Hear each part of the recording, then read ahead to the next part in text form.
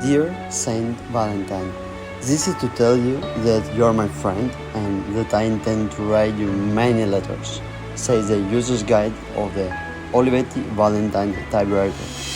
Olivetti Valentine is a famous model of portable typewriter launched by Italian firm Olivetti. It was first produced in 1969 and was designed by Perry King and Ettore Sottsass, becoming a classic in the design industry.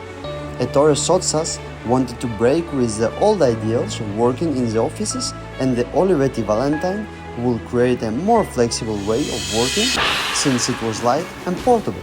Ettore said, "The Valentine has been designed for all environments except the office. The design must be also sensual and exciting."